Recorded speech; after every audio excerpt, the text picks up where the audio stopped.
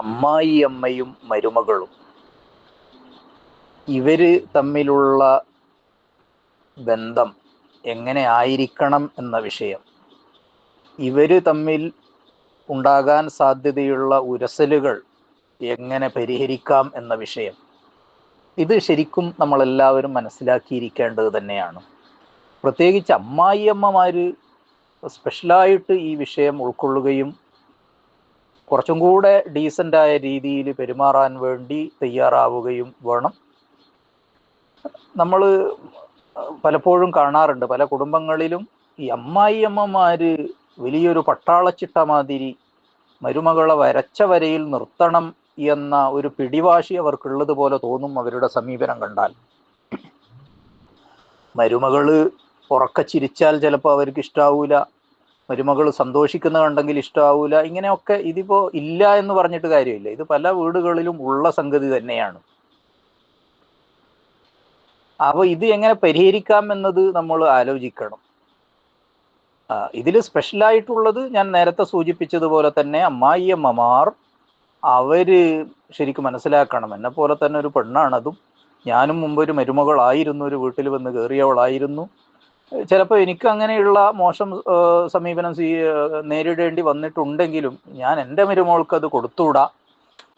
ഇങ്ങനെയെല്ലാം ഉള്ള ഒരു നല്ല ചിന്തയിലേക്കും നന്മ വിചാരത്തിലേക്കും ഒക്കെ അമ്മായിയമ്മമാർ വന്നു കഴിഞ്ഞാൽ ഈ പ്രശ്നം പരിഹരിക്കും. ഇതാണ് അതിൻ്റെ ഒരു സ്റ്റേജ് എന്ന് പറയുന്നത്. അപ്പം അമ്മായിയമ്മമാരെ ബോധവൽക്കരിക്കണം. അപ്പോൾ എൻ്റെ ഈ സന്ദേശം കേൾക്കുന്നതിൽ അമ്മായിയമ്മമാരുണ്ടെങ്കിൽ തീർച്ചയായിട്ടും അവർ വത്തഖൂ യൗമൻ തുർജഊന ഫീഹി ഇലല്ലാഹ് എന്ന് ഖുർആനിലുണ്ട്. അത് ആലോചിച്ചാൽ മതി. നിങ്ങൾ അള്ളാഹുവിലേക്ക് മടക്കപ്പെടുന്ന ഒരു നാൾ വരും, ആ നാളിൽ നിങ്ങൾ ശരിക്കും സൂക്ഷിച്ചു. ഇത് എല്ലാ വിഷയത്തിലും നമ്മൾക്ക് ബാധകമാണല്ലോ. അപ്പോൾ അതിൽ മരുമകളോടുള്ള പെരുമാറ്റവും പെട്ട് എന്തിനാ പെൺകുട്ടിയെ അങ്ങനെ ബുദ്ധിമുട്ടിക്കുന്നത്? നോട്ടം കൊണ്ട്, വാക്കുകൊണ്ട്, കുത്തുവാക്ക് കൊണ്ട്, ഇങ്ങനെ എങ്ങനെയെല്ലാം ബുദ്ധിമുട്ടാക്കാൻ കഴിയുമോ അങ്ങനെയെല്ലാം ബുദ്ധിമുട്ടാക്കുന്നവരുണ്ട്. ഒരു ഹൈ സ്റ്റേജിലുള്ള ആളുകൾ കൂടുതലും അങ്ങനെ അത് കുറവായിരിക്കും, നമുക്ക് സമാധാനിക്കാം. പലരും അങ്ങനെയൊന്നും ഉണ്ടാവില്ല. പക്ഷെ എന്നാലും അമിതമായ ഡ്യൂട്ടി കൊടുക്കുക, അത് നിർബന്ധിച്ച് ചെയ്യിപ്പിക്കുക, അത് ചെയ്തില്ലെങ്കിൽ വഴക്ക് പറയുക, അങ്ങനെ പറയുക, ഇങ്ങനെ പറയുക.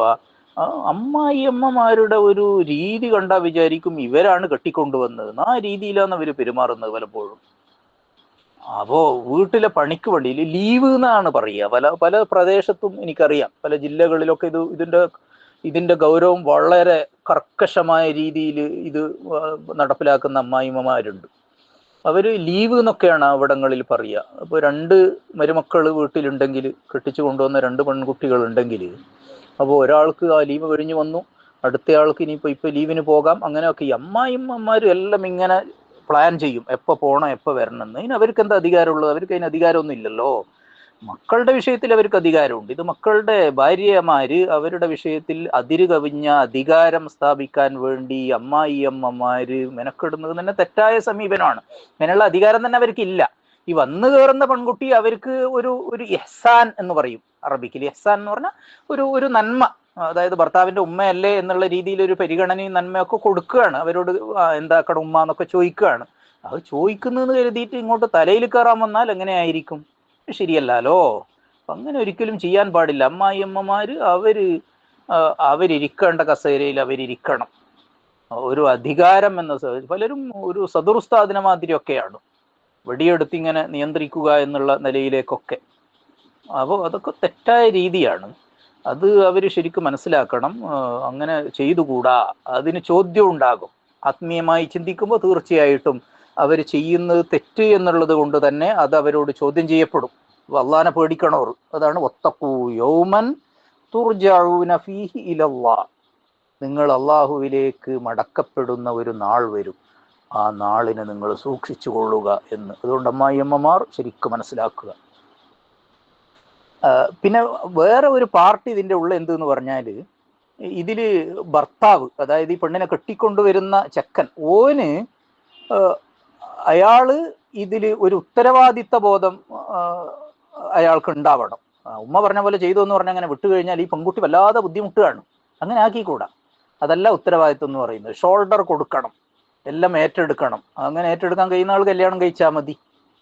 ഇപ്പോൾ ഫിഖഹിൻ്റെ കിതാബിലെല്ലാം ഈ ഒരു പെണ്ണിനെ കെട്ടിച്ചു കൊണ്ടുവരുമ്പോൾ ആ പെണ്ണിൻ്റെ വീട്ടിൽ ഖാദിമീങ്ങൾ ഉണ്ടായിരുന്നുവെങ്കിൽ, അതായത് പണിക്ക് പെണ്ണുങ്ങൾ അടുക്കള പണിയൊക്കെ ചെയ്യാൻ പെണ്ണുങ്ങളെ അവർ നിർത്തുന്ന രീതിയാണ് അവർക്കുണ്ടായിരുന്നത് എങ്കിൽ ഇവൻ കെട്ടിക്കൊണ്ടുവരുമ്പോഴും ഇവന് അങ്ങനെ ഒരു പണിക്കാരത്തിനെ അവിടെ കൊടുക്കണം എന്നൊക്കെ പറഞ്ഞതായിട്ട് കാണാം, ഖാദിമത്തിനെ കൊടുക്കണം എന്നൊക്കെ.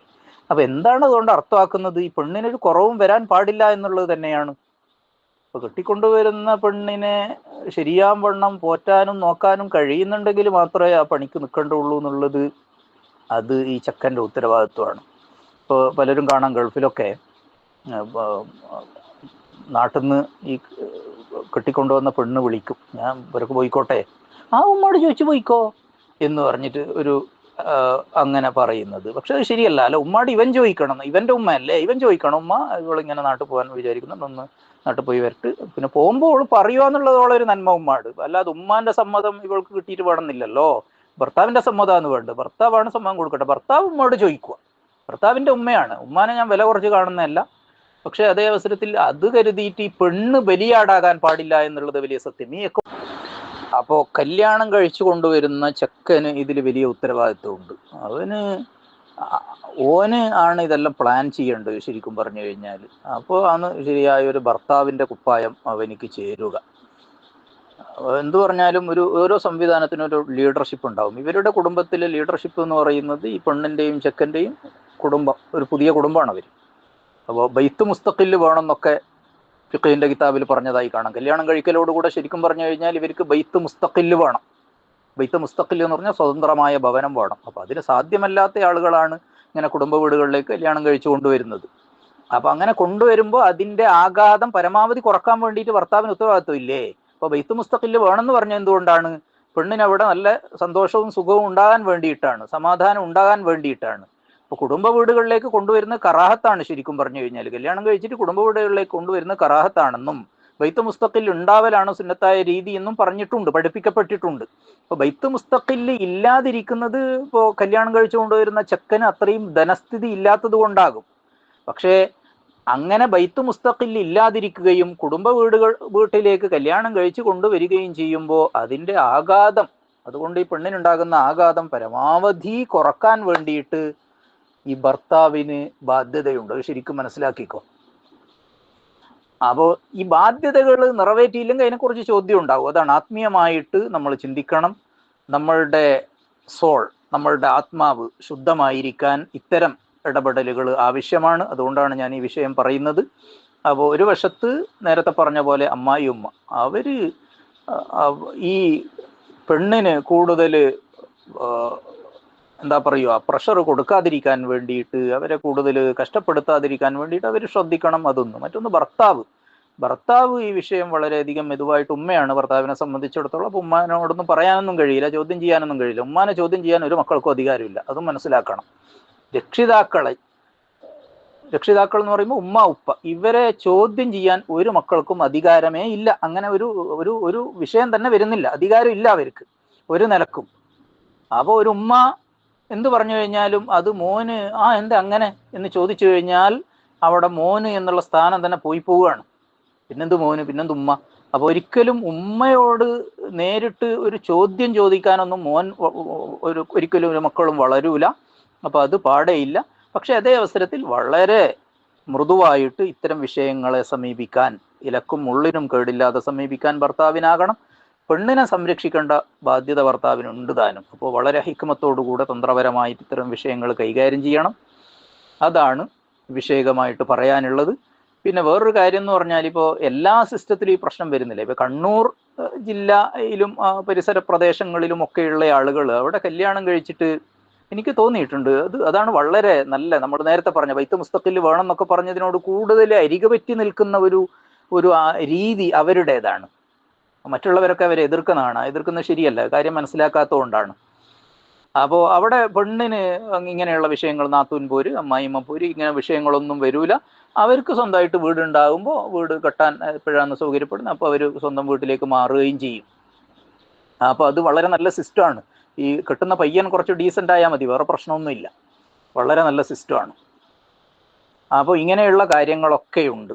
അപ്പോൾ ഇത് എല്ലാവരും മനസ്സിലാക്കണം. പിന്നെ എന്ന് പറഞ്ഞു കഴിഞ്ഞാൽ കല്യാണം തീരുമാനിച്ചു കഴിഞ്ഞാൽ, എൻഗേജ്മെൻ്റ് ഒക്കെ കഴിഞ്ഞാൽ ഇത്തരം വിഷയങ്ങളിൽ പെണ്ണും ചെക്കനും ഒരു ധാരണയിലേക്കും പ്ലാനിങ്ങിലേക്കൊക്കെ എത്തുന്നത് നല്ലതാണ്. അത് ഈ പെണ്ണിന് ഇത്തരം വിഷയങ്ങൾ കൊണ്ടുണ്ടാകുന്ന ആഘാതം കുറക്കാനും ഒരു മുൻ പ്ലാനോടുകൂടെ കാര്യങ്ങളെ സമീപിക്കാനൊക്കെ അത് ഇടയാക്കും. അപ്പോൾ എങ്ങനെയാണ്, ഇപ്പോൾ എനിക്ക് വീട്ടിലേക്ക് എനിക്ക് ഇടയ്ക്ക് പോകേണ്ടി വരും, അപ്പോൾ അങ്ങനെ ആകുമ്പോൾ എങ്ങനെയാണ്, ഞാൻ എന്താണ് ചെയ്യേണ്ടത്, അപ്പോൾ അത് ഉമ്മാട് ചോദിച്ചിട്ട് പോകണമെന്ന് പറയുമ്പോൾ ഇപ്പോൾ തന്നെ പെണ്ണിന് മനസ്സിലാവുമല്ലോ ഇത് റോങ് ആയ രീതിയാണെന്ന്. അപ്പോൾ ചെക്കന് തിരുത്തി കൊടുക്കാൻ പറ്റും, പെണ്ണിന് പറഞ്ഞു കൊടുക്കാൻ പറ്റും ചെക്കനോട്, അങ്ങനെ ശരിയാവൂല, അത് ശരിയല്ലല്ലോ എന്ന് പറഞ്ഞിട്ട്.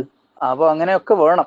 ഇതൊരു ധാരണയോടുകൂടെ നമ്മൾ വിഷയത്തെ സമീപിക്കുമ്പോൾ പൂർണ്ണമായിട്ടുള്ള ദാമ്പത്യ ജീവിതം സാധ്യമാകും. അള്ളാഹു തആല തൗഫീഖ് നൽകുമാറാവട്ടെ. എല്ലാവർക്കും അവരുടെ ഉത്തരവാദിത്തങ്ങളും അവർ ചെയ്യേണ്ട കാര്യങ്ങൾ എന്താണോ, ഈ ബന്ധങ്ങൾ സുതാര്യമായിട്ടും സുദൃഢമായിട്ടും നിലനിർത്തുന്നതിൽ അവർക്ക് എന്താണോ ചെയ്യേണ്ടത്, അവരുടെ ഉത്തരവാദിത്തങ്ങൾ എന്താണോ അത് ശരിയാവണ്ണം നിർവഹിക്കാൻ അള്ളാഹു തആല തൗഫീഖ് നൽകുമാറാവട്ടെ. ഞാൻ ഇനീഷ്യലായിട്ട് ഒരു തുടക്കം എന്നുള്ള നിലയിൽ ഈ വിഷയകമായിട്ട് ഇത്രയും പറഞ്ഞതാണ്. പിന്നെ ഇത് കേൾക്കുന്ന ആളുകൾ അവരുടെ സംശയങ്ങൾ അല്ലെങ്കിൽ അവരുടേതായ അഭിപ്രായങ്ങളൊക്കെ പറയുന്ന മുറക്ക് ഇതിൻ്റെ ബാക്കിയും കൂടെ നമ്മൾക്ക് പറയാം. അള്ളാഹു തആല എല്ലാ നന്മകൾക്കും നമുക്ക് എല്ലാവർക്കും തൗഫീഖ് നൽകി അനുഗ്രഹിക്കുമാറാവട്ടെ.